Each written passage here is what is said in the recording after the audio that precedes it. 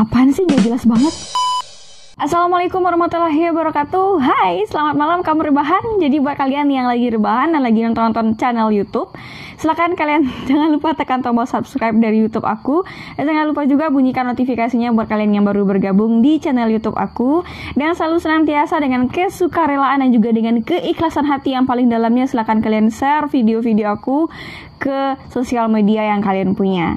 Oke guys, sudah lama banget rasanya nggak berjumpa dengan kalian. Udah lama banget rasanya nggak saling bertegur sapa dengan kalian, meskipun hanya di dalam dunia maya aja gitu ya.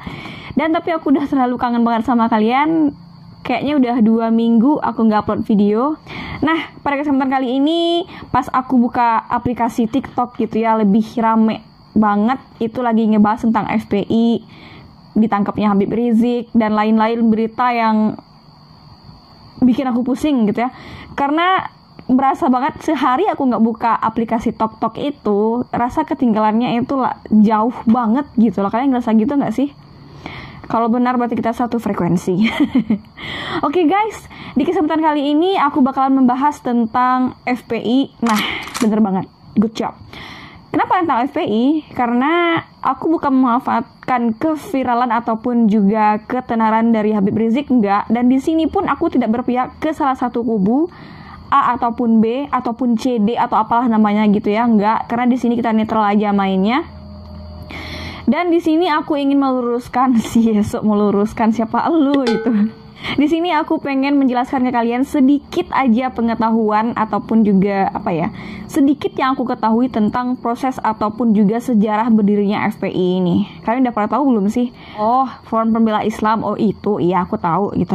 Tapi tahu nggak sih sebenarnya FPI itu udah ada sejak tahun 1998. Sebelum itu, aku akan jelaskan dulu berita yang baru aja muncul di timeline aku gitu ya, tentang penangkapan Habib Rizik. Ayo kita sama-sama belajar. Check it out.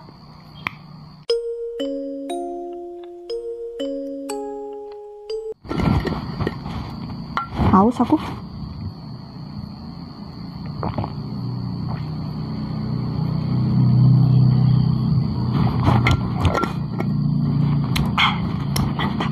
Nah, ini dilansir dari suara.com, dikatakan bahwasanya pada hari Minggu 13 Desember 2020 lalu, pekik tabir dan juga isak tangis saat Habib Rizik dijebloskan ke dalam tahanan. Itu judul besarnya guys.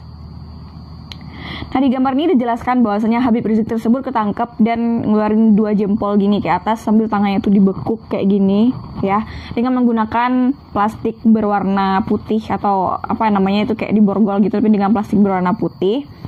Terus dengan menggunakan pakaian biasa oleh tahanan yaitu berwarna oranye, Rizik ditahan di kepolisian Polda Metro Jaya di Jakarta setelah diperiksa sejak Sabtu pagi tanggal 12 dan ia diperiksa selama 13 jam. Kalian bayangin, lama banget. Udah enak banget tuh di dalam selama 13 jam, ngapain coba ya kan? Allahu Akbar gitu, pakai beberapa orang yang diduga sebagai pendukung Habib Rizik yang merupakan imam besar FPI itu digiring masuk ke mobil tahanan di gedung Direktorat Reskrimum Polda Metro Jaya. Dan setelah itu Habib Rizik ini sempat mengangkat kedua tangannya yang diborgol gitu ya sambil masuk ke dalam mobil tahanan.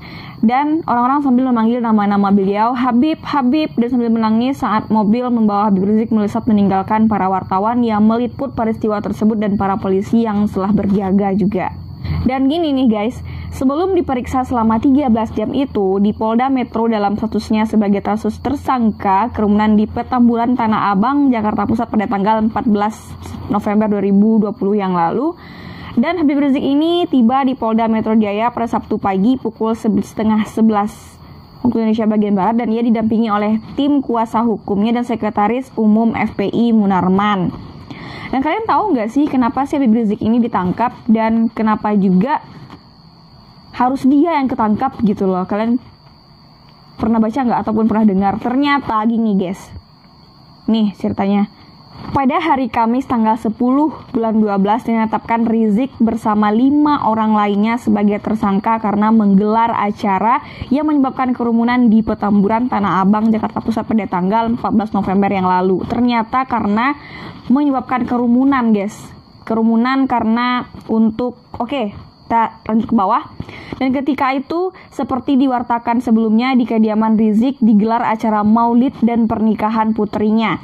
Dan Rizik waktu itu dijerat dengan pasal 160 KUHP tentang penghasutan dan 216 KUHP tentang upaya melawan petugas. Nah, sementara kelima orang lainnya dijerat pasal 93 Undang-Undang Nomor 6 Tahun 2018 tentang kekarantinaan kesehatan. Jadi kayaknya itu mereka istilahnya melanggar aturan pemerintah tentang protokol kesehatan, geng. Nah, kelimanya rata-rata terlibat sebagai panitia acara maulid yang digelar di kediaman Habib Rizik. Gue ngerti lagi sih mau ngomong apa gitu. Bingung gue mau kayak gimana gitu kan, karena ini masalahnya hanya tentang kerumunan dan juga melanggar protokol kesehatan gitu ya. Yaudahlah ya, kita lanjut aja bahas tentang tema kita pada hari ini adalah tentang sejarah FPI. Tadi aku udah ceritakan tentang berita penangkapan Habib Rizik yang katanya diwawancara selama lebih dari 13 jam. Dan sekarang kita akan membahas tentang sejarah berdirinya FPI itu, awal mulanya awal mulanya berdiri FPI itu sebenarnya seperti apa gitu. Kenapa sampai saat ini FPI itu sering banyak orang yang memusuhi FPI ini, dan seakan-akan FPI ini adalah salah satu antek-antek atau apalah gitu ya yang akan menjerumuskan negara Indonesia ini gitu. Baik dari mereka yang ingin membubarkan FPI ini, bahkan juga banyak yang mengecam bahwasanya FPI ini adalah salah satu perusak bangsa atau apalah gitu ya, karena banyak orang-orang yang gak setuju dengan berdirinya dan adanya FPI di Indonesia ini. So, kita langsung aja sama belajar tentang sejarah berdirinya FPI ini. Check it out.